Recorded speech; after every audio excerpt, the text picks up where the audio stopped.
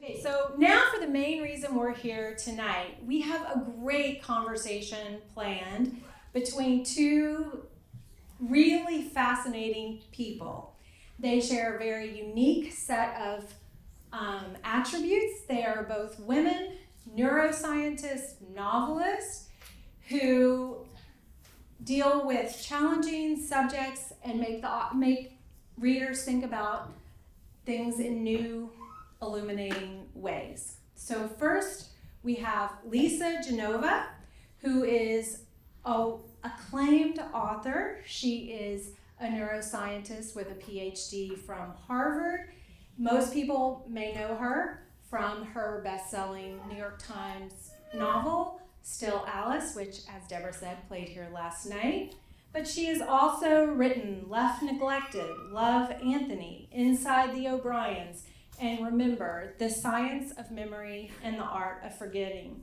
She's also featured in the documentary films To Not Fade Away and Have You Heard About Greg?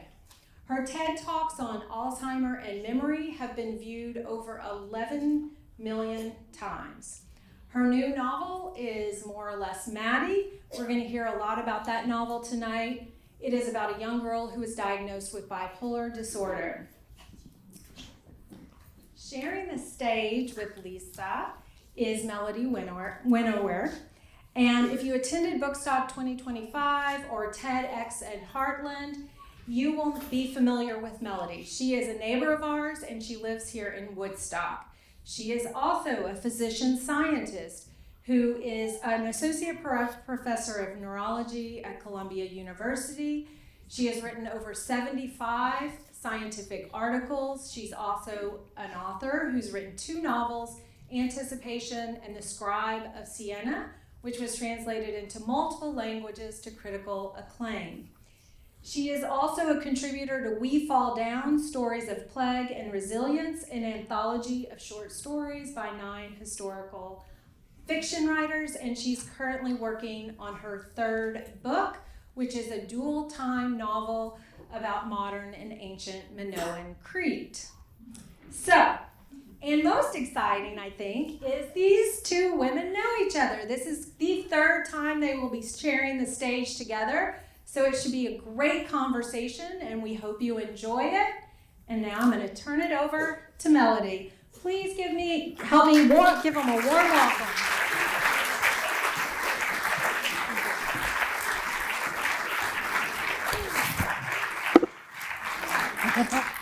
Can you all hear all right?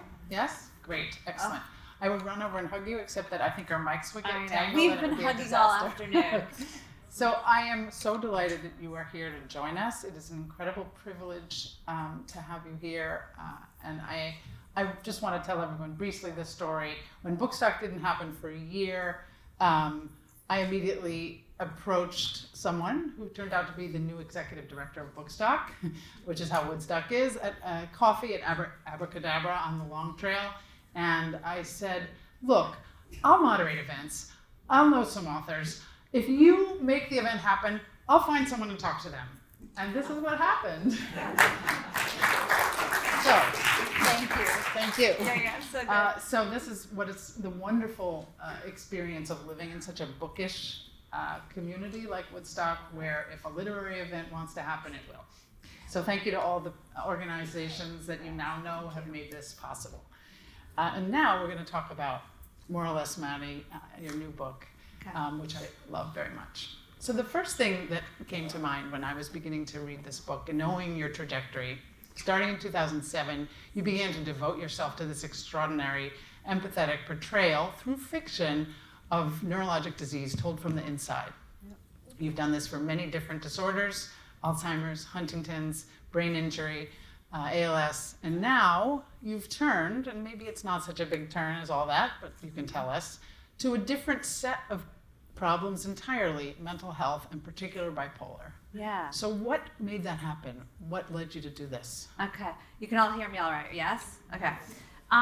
So it's interesting. I mean, I knew I wanted to, I want to write about anything that has to do with anything going on from the neck up. Like, that's my expertise. I've claimed that, as have you. I knew that I wanted to go into something categorized as mental illness next. But it's interesting that anything is called mental illness that's made up. It's a term that's made up. There's no biological underpinning that separates out bipolar disorder, depression, schizophrenia, anxiety disorders from other things necessarily. I mean, there are neurodegenerative diseases, but it's neurological. It's a brain disorder, and yet we call certain conditions mental illness. And one of the conversations that I really hope to have out of this story as a vehicle for conversation is that necessary? Is it necessary that we call anything mental illness? Because here's the deal. I think that while anything going on from the neck up can be scary and taboo and carry some stigma, you might be afraid of Alzheimer's if you don't know enough about it. People tend to fear things that are going on neurologically. But there's another level of dismissiveness, distrust, and fear that happens if what you have is called mental illness. And so I knew I wanted to go there next and tackle that. And I chose bipolar disorder because I had the sense that it was hiding in plain sight everywhere. So when I was on tour for Every Note Played, and people would ask, it's always the last question, which will probably be the last question tonight. It's like, what are you working on next? And I said, well, I think, and I hadn't devoted it yet. I said, I think I want to write about bipolar next. And without exception, the response was gasps, whispered conversation, and applause. And that has never happened before. So I knew I was on to something that affects so many people, but we don't have a way to talk openly about it yet. Yeah, I think that mostly what characterizes the difference between mental illness and neurologic disease is stigma.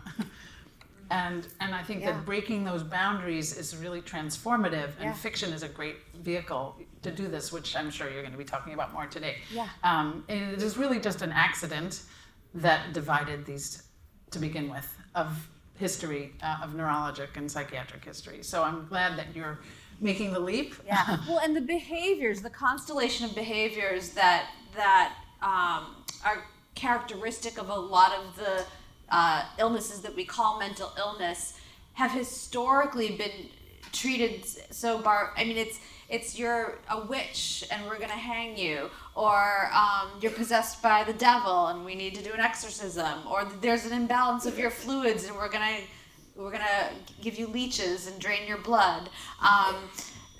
It historically hasn't gone well for you if what you have is called a mental illness. So I just don't think the term serves us even today. Like, we're not at the age of enlightenment. We're still at a point in history where we don't treat people well in our societies if what they have is mental illness. So I don't like the term. So maybe we can reinvent the terminology tonight. I'd like to see us do better. Yeah, evolve towards some change there. Yeah, and I think one of the interesting complexities about studying either in a nonfiction way or in a fiction way problems that happen above the neck is that this is a self-conscious organ. So when something goes wrong with it, it's thinking about itself. And that makes things very complicated and very interesting and very profound. So I, for one, am very glad that you've devoted yourself to this part of the body. So speaking of that, though, I mean, it sounds like you had begun already to think about bipolar. I certainly find in every story that there's some spark that starts it happening for me. Sometimes it's just seeing birds flying overhead in a parking lot. Sometimes it's something someone says, or a smell, or a feeling, or someone I met, or reading a book, or finding out a piece of history. There's always some little thing that, looking back, I realized was that first moment that the story began to bloom. Is there a spark for you that began Less Maddy's journey? Her journey. So a little bit. So my process is I do a ton of research to begin with. So are you guys hearing this okay? Is it making a weird noise? Yes. Even in the back? There's a weird noise? Yes. Should we? Can you live with it, or should we just should we be stage actors and project we can get without up it? All right. Sorry about that. Okay. Oh, that's a little better. So I do lots of research to begin with, and I'm reading everything I can. Textbooks on bipolar disorder, lots of memoir, talking to psychologists, psychiatrists, people who have bipolar disorder, their loved ones of other people who have bipolar disorder at all stages from diagnosis to having lived with it for decades. And then I start to think about story. So I don't even go to like, what is the story, until I've started Research is first. doing all of that research. And then I was in the middle of all of that research, and I was in Las Vegas for an Alzheimer's event. I was with Maria Shriver doing an event to raise money for the Cleveland Clinic's Women's Alzheimer's Center out there. And Vegas, I'm in the middle of Vegas, and I happened to be deep in thought about manic episodes. And I'm like, would you even notice if I had a manic episode in Vegas? Vegas is a great place to have a manic episode. And that is really, the book opens with Maddy just waking up from having a full-blown manic episode in Las Vegas. So that was the first scene that came into your head. So we can thank Vegas for that. Yes. That's great. Much of what you talked about your research is very much a scientific process. And I'm very interested because, of course, this is this very bizarre combination of things that Lisa and I share, which is why we're here together, among other things. Liking each other is one of them. But is this weird combination of being a neuroscientist and a novelist. So how do they inform one another? How does your life as a scientist affect the way you write fiction? I mean, obviously the topics you choose is part of it, but maybe there's more than that about what you know from science and how it affects you as a writer. Yeah. Well, so I'm trying to tell the truth under the imagined circumstances. So while it's not quantitative, it's qualitative. I'm listening for the sort of common threads of human experience when I'm interviewing people, when I'm asking questions. I'm trying to get at, I'm not just creating any story out of the blue. It's like when I hear that the average age of onset is late teens to early 20s, I know that should be my character, and then I need to know people who are at that age or who can speak to having been that age and recalling it well. So I'm listening for also like the relationship between physician and patient. I need to get both sides of that so that I can portray it accurately. I know that people use my books as resources in med school, nursing school, PT, OT, social work. So I want to represent it accurately. So I am looking to collect enough data, if you will, to get it right and to really understand it. And when I finish my first draft, the first person who reads it isn't my editor. I sent this to Dr. Andy Nuremberg, who runs the Bipolar Disorder Center at Mass General Hospital. Like, did I get it? Like, did I get the facts right? Yeah. And then the literary side of things, it's to my editor. Is it beautiful? Does it make sense? Does the plot work? Does the characters speak to you? Yeah. So there's those two things going on. But primarily, we're talking science, but primarily the story has to work, and it's not going to feel like those giant textbooks that I read. You're welcome. You don't have to read them now. You can just read her book. Like it's in there in service of story, and so it's not like you're being hit over the head with it. It's just, this is what the conversation should and would sound like if you're 19 years old and you've just been hospitalized for your first manic episode, and mom is there with you, and you're both stunned and terrified, and you're learning this for the first time. So what does it sound like? What does it feel like? That should be accurate. So that's that scientist part of me, the accuracy. Yeah. And also honoring all the people that were so generous and brave to share with me the scariest, most vulnerable moments of their lives that they're not proud of. It's by no means their fault. You don't choose to have mania or depression. And these can be very dark moments in people's lives, and they let me in on what that felt like and what they lived through. And so being a container for that information, I want to respect it and portray it with accuracy. Yeah. Yeah, I think that's one of the things that comes through very powerfully is the way each aspect of what you do is so thought out. I found her position to be actually very empathetically portrayed. It's not always easy, I think, because it's a struggle on both ends, for them to do what they both need to do. Yeah, my goal was for her doctor to be collaborative. Yeah, and that's a very hard thing because a lot of people are very frustrated by treatment. As they should be. Yeah. So the treatment for bipolar disorder is,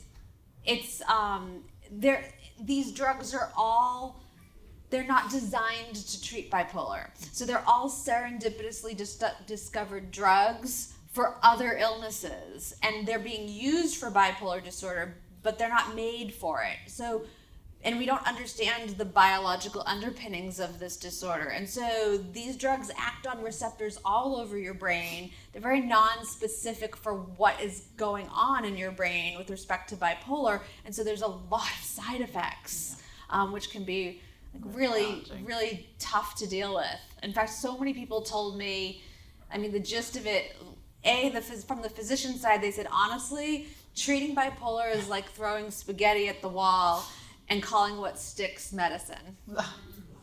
I used that. And then from the patient side, it's like they'd say, at times I really would have to wonder if the symptoms of my side effects are worse than the symptoms of the illness itself. So this is a tough disorder to find a balance with. And so the physician and patient, it needs to be a communicative collaboration, like, this isn't working, can you adjust it? Okay, let's try this, tell me how it's going, because there is no recipe. It's not like you have diabetes, here's the insulin dosage. There's more art than science to the treatment of bipolar today. I think one of the things that you brought up really beautifully in this book, that is part of the complexity you're describing, is the family relationships that Maddy has and how her new diagnosis and her new vision of herself intersect with how her family is experienced, each of her family members experience her. And that is very, very poignant in this book. And I think for any person who has lived with a family member with bipolar, everybody is having a difficult time. And all people with any condition, are within their family network, and that is, they are not living in isolation. You do this with great empathy and power, and it is very painful at times. It also, I think, embedded in this particular story, true of Still Alice as well, is this question of heritability. Mm-hmm. Because bipolar has some genetic contribution, and because that's a part of this background of this story, can you talk a little bit more about how you learned to or worked on creating these family relationships, and how it played a role in this book, and how you think about both the family as a network for understanding someone's condition and also for understanding where it comes from? Okay, so two separate questions. So, again, in getting to know people with this, it became very clear, and this is true of a lot of the diseases that I've written about, is that you need a village to really function and thrive and live with this well. You're going to need a village of people in support of you, and to get that functional village in support of you takes time, because this illness comes in out of left field. I mean, Maddy's 19. She's just sort of forming, right? She has one foot into adulthood, just trying to figure out who she is. It's a hard enough time anyway. What's my identity, right? Like, who am I outside of like the confines of the home I was raised in, and sort of being told what normal is, right? And here's what you should strive for. This is a normal life, is a successful life. Go to college, pick a major, get a job, find a husband, get married, have kids. Like, that's the recipe everyone's telling her. And she's sort of like, I'm not really sure I buy into all of that. But just as she's sort of asking some really good questions, in swoops this giant diagnosis that sort of takes over everything. And it's telling her, here, this is your identity. You are bipolar. And the whole family is, upset and scared. And so it's hard to be supportive when you're upset and scared, or in denial, like, this can't be happening. So it's tough. I'd say this book book has a very feminist point of view. The relationships in the book are really, it's Maddie with herself, Maddie with mom, Maddie with her older sister Emily, and her grandmother, and then also a best friend from childhood and a new friend she meets, Simone. These women are really influential. And so it takes time for everyone to get to a place of acceptance and a new normal, and trust again. Like, so when someone, I mean, depression is super hard, but in some ways, and Maddie recognizes this, her mother would much rather Maddie be depressed than manic. Her mother feels like she's safer when she's depressed because she's just in bed, like not dressing and showering, and like she's not doing anything. Maddie's point of view, the depression is the worst, and so painful. Not just psychogenic, it's a physical pain, it's a heaviness, it's a hopelessness. But it's so hard for everybody to get a handle on trusting Maddie again, because her behavior can be so unpredictable and chaotic and destructive. And even for Maddie to trust herself, like, am I allowed to be really happy? Is that a symptom of my next manic episode? Am I allowed to be upset about something? Does that mean I'm about to be depressed?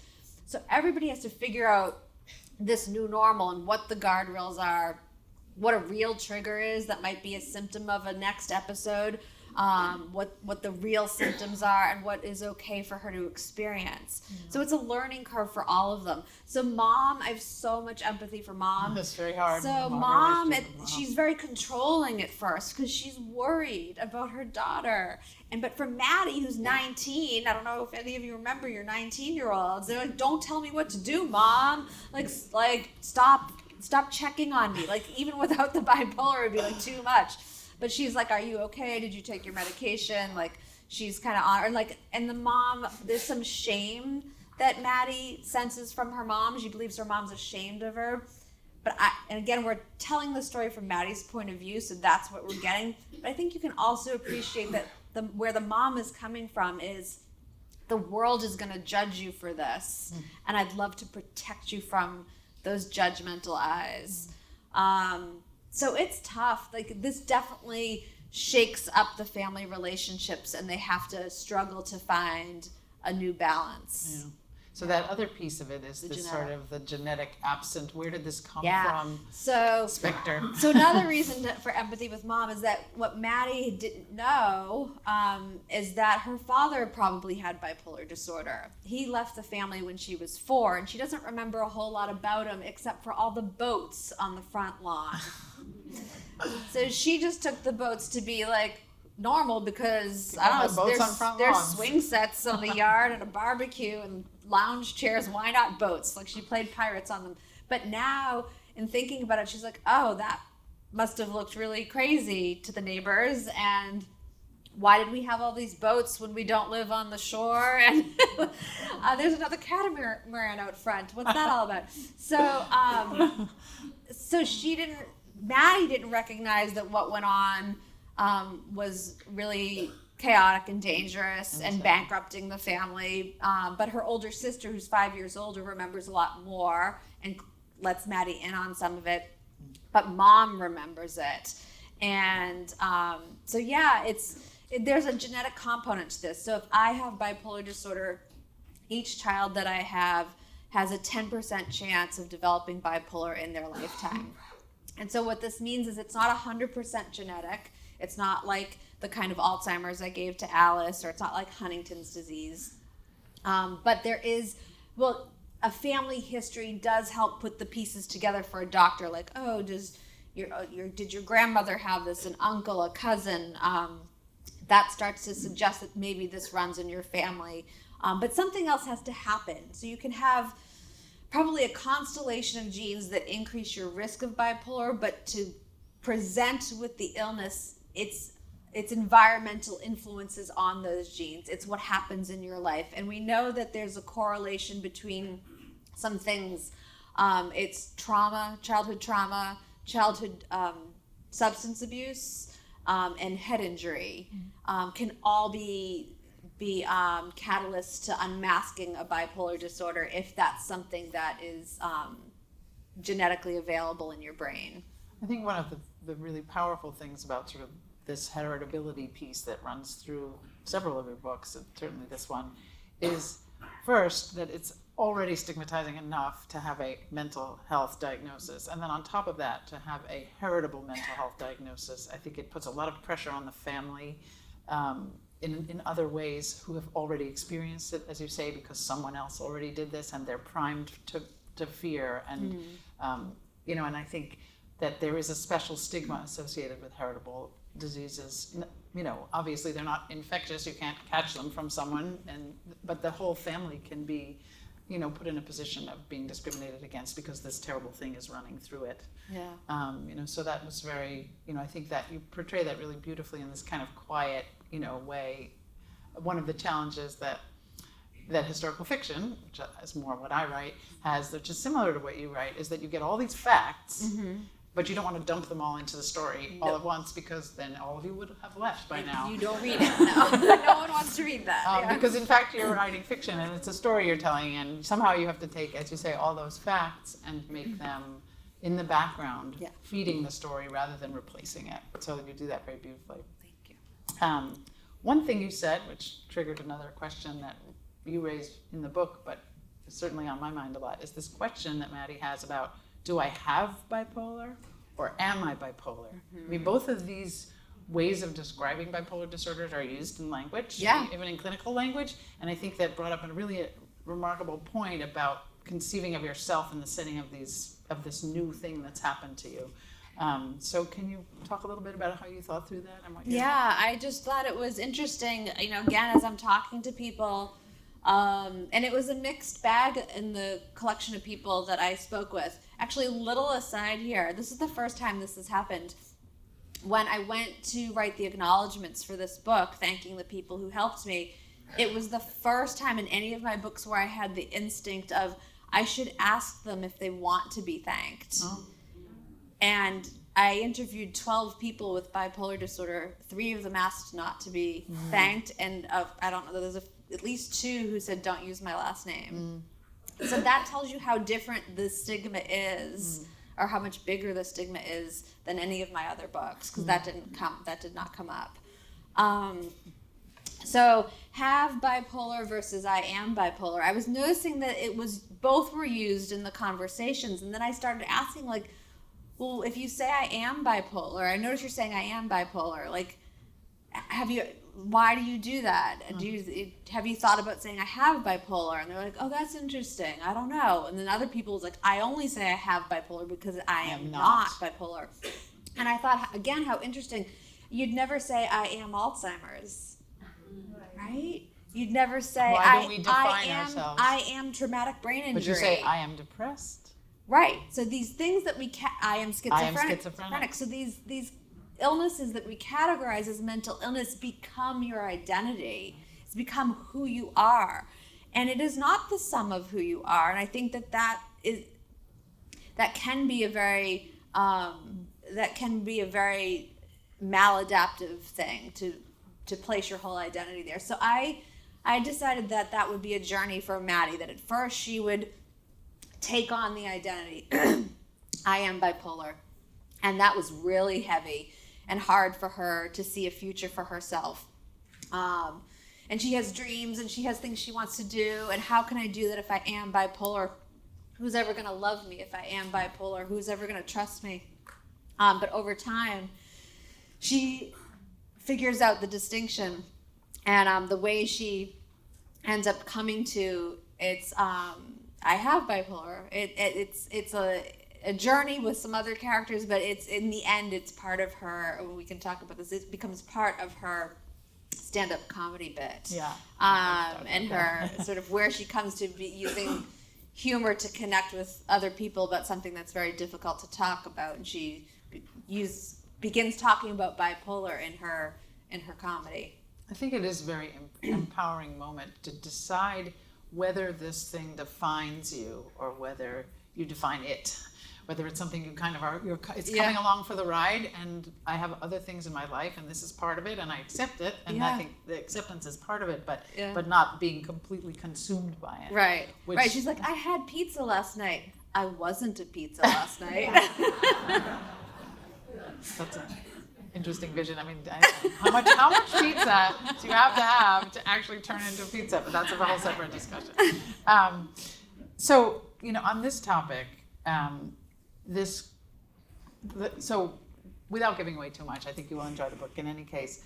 Two of Maddie's passions are Taylor Swift and stand-up comedy. Yes. And I think one of those are very beautiful things in her life. They give her a great deal of joy. And one of the complexities, which you began to refer to earlier also, is if you are having a good time doing the things that you love, and those passions are rising in you with enthusiasm, and they are filling you with energy, and you are full of excitement about them. Yeah. If you do not have bipolar, you do not worry necessarily that you are tipping over into something bad and that it's imminent that you're going to fall apart.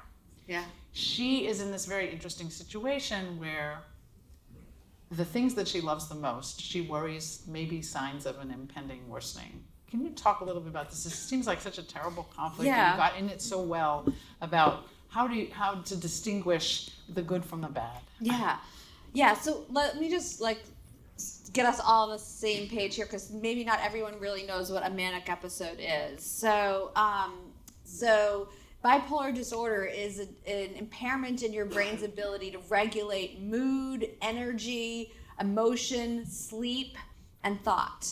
And so you can either have a lot in one direction, or you can have a depletion in the other direction. So mania, you'll have what we call pressured speech and racing thoughts. So you're talking a lot and really fast. You're probably interrupting everyone.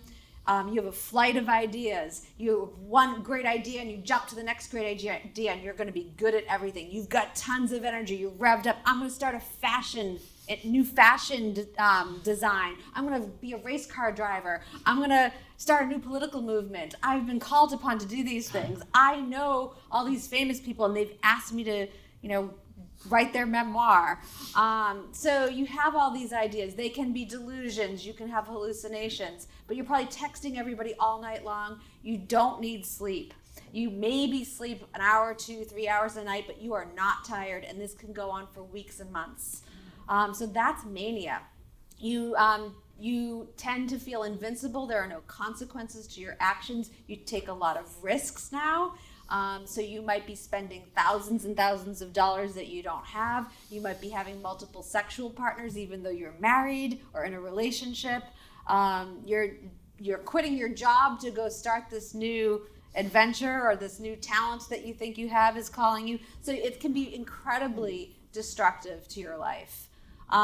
In Maddie's first manic episode, she believes that Taylor Swift has hired her to write her memoir, and so it started because she does love Taylor Swift, but the love of it really blows up out of control during this manic episode. Also during this manic episode, she happens to walk into a comedy club, starts hooking up with lots of comedians, and believes that Netflix has asked her to write a 1-hour comedy special. And she's written 500 pages of notes on comedy while in this manic episode. Post-manic episode, she's depressed, she's hospitalized, she's starting to climb back into a normal state, and she's just sort of looking at the wreckage of what happened in that manic episode. Believing that Taylor Swift wanted her to write the memoir and that Netflix hired her, she recognizes that that's not true. But in going through her comedy notebooks, most of it is nonsense and she's so embarrassed. But then she stumbles upon a few jokes that are actually good. And she remembers really enjoying the comedy clubs. And there's a spark, like you said, oh my God, I like this. And so she wrestles for a while, is this real? What is real when you have this? Can I trust myself? Can I trust my emotions? So the family thinks comedy and Taylor, and if she's talking about Taylor Swift or if she's talking about comedy, that's a sign and a trigger that she's about to go manic again. Everybody, get on her and make sure she's safe. But she's trying to say no. Yet the Taylor, yes, I agree with you, that's probably a warning sign, but the comedy's real. And the parents are saying, this book is also a lot about what's normal and what's not. Yeah. And normal is so subjective. It's made up. What's normal in Vegas is not normal in Woodstock, Vermont. Okay? She's picked two places at opposite ends of the spectrum, Right? deliberately. Right. Well, my character's from suburban Connecticut. It's not much different, right? It's probably like Stars Hollow and the Gilmore Girls. But like, she's like from that town. And so, you know, the prescription for a normal life, like what the pressure is on young people today and has always been, is like, do what our culture is telling you to do, right? Like, go to college, pick a major, get a job, all the things I said. And she's saying, actually don't want to do that. I want to pursue a career in stand-up comedy, which is so not normal, right? This is a career that's not 9 to 5. It's in bars and comedy clubs. She'll be like having a 5-minute set at midnight. There's a lot of drinking and drugs in those places. So of course the parents are worried that this is too outside of normal for her to possibly live a stable life. So she has to fight for it. And yeah, she gets there, but yeah, it's an interesting journey for her. And for me as a writer, it was fun because I had to learn to write stand-up comedy. I did. I took a stand-up writing comedy class and I did a 5-minute set, which was terrifying. But I had to get her comedy starting. She told me people actually did laugh. They did. So I had to You're start laughing it now. like she wasn't great to begin with. I had to improve her comedy over time, and then I had to get to a place where her comedy meant something with respect to the bipolar. So it was as a lover of learning, as you are, it was really fun to jump into that and learn about the comedy world, and do all that research and get to know comedians. Yeah. I mean, I think what you talk about, this division between normal and not normal, is so essential. And it's something that really plagues, we've only kind of begun to approach it with developing new terminology like neurodiversity. If 1 in 5 children is neurodiverse, how can 20% of children be abnormal? Really? You know, I think we have to reconsider these dividing lines that puts normal on one side and abnormal on the other. And I think this journey that you describe, you know, of Maddie's, and I think it's almost impossible actually to tease out, you know, whether that happiness is the beginning of the rise into something that will go too far, and yet you want so much for her to have it, to celebrate those moments of real happiness, and it doesn't have to be a disorder. Why does it have to be bad in order to enjoy this thing that is not a normal life? So I really, you know, I thought that was one of the most poignant. We're human. It's our human right to feel the full range of emotions, and yet you some have people's something range where is very, very wide. And well, she has a disorder where some emotions can be dangerous and can be pathological. So that's so tricky. Yeah, and then other people, you know, have experienced the danger of her going too far, and want to make sure it doesn't happen again. Yeah. So, interesting, as you know, clearly you've done a lot of research of different kinds, from comedy clubs to bipolar clinics.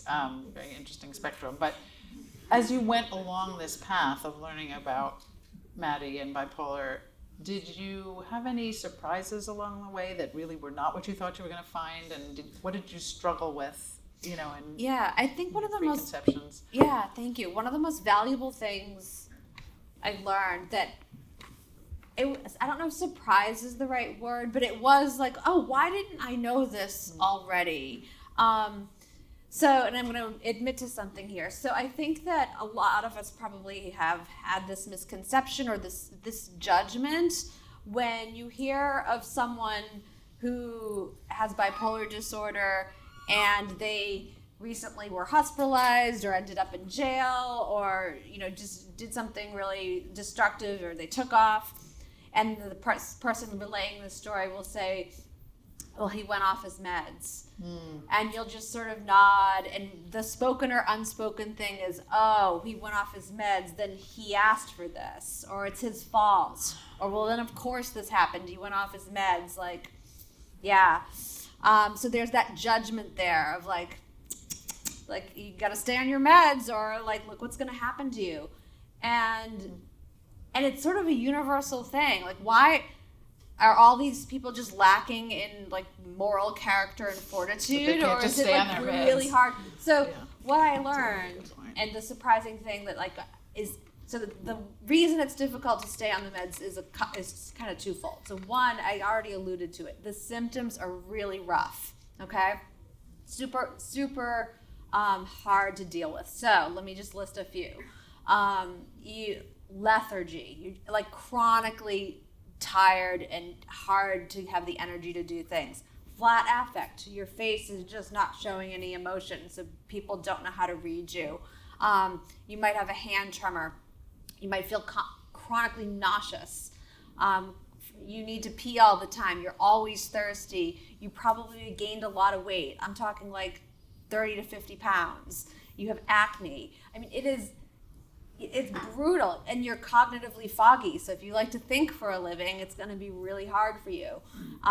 So it's the constellation of those symptoms are really rough. The other thing I find interesting is that, so when you have a manic episode, and that's what gets you the diagnosis of bipolar as opposed to depression only, okay? So the manic episode happens, you're diagnosed with bipolar disorder, and then you're on a combination of probably mood stabilizers and antipsychotics, okay? So like a tranquilizer and a mood stabilizer. And so you're probably not, you're hopefully balanced and not depressed or manic for a while. So say 6 months goes by. And you're like, you know what? So that manic episode, your brain's not able to lay down memories well when you're in a manic episode. You don't consolidate memories when you're manic very well. So the memory of what happened is going to be spotty for you to begin with. And then I kind of liken it to childbirth, ladies, like, right? I swear we kind of forget between each kid how painful and horrible pregnancy and childbirth is. And you're like, yeah, I'll have another kid. You forget. So she forgets how bad it was. And she's also thinking, like, maybe everybody kind of overreacted. Maybe it really wasn't that bad. Like, yeah, I was just really stressed and tired. I hadn't been sleeping much. So, like, of course, like, I had a breakdown because I hadn't slept in days. I was an insomniac, maybe. And then this disease is diagnosed with no blood test, no brain scan.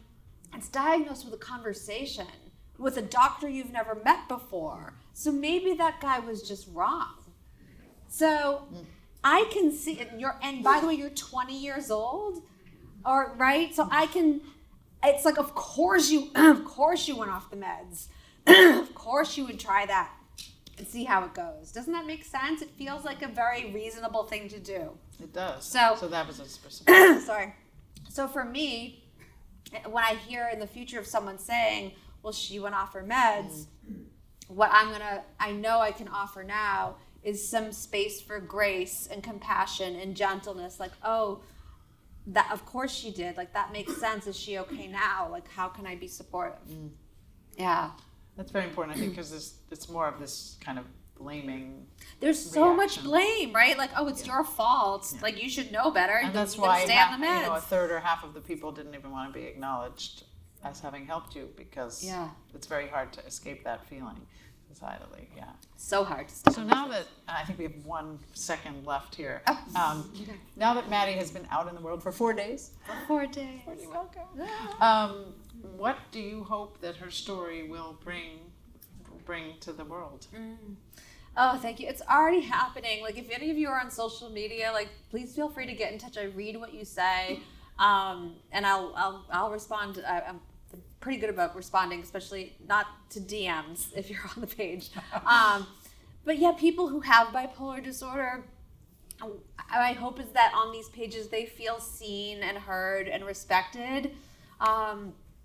And that I portrayed it accurately, and that they can give it to someone they love and be like, here, like, this, you can understand what I'm going through or what I've been through on these pages. So yeah, it's a way to understand this lived experience in a very felt way. Like, we've talked a lot about it tonight, and it's probably very intellectual. When you read this book, you should feel it. It should be an emotional ride for you. And that's what changes us. Like, intellectual knowledge is great, but like, if we can feel something about something, then that's going to change. That's how we get to societal change. Like, I really hope that this book becomes a platform for open conversation, for empathy, and for really changing the way our culture's attitude toward people with bipolar disorder and anything categorized as mental illness. It's a big hope, but that's what I'd like. support that. Yeah. Thank you, Melody.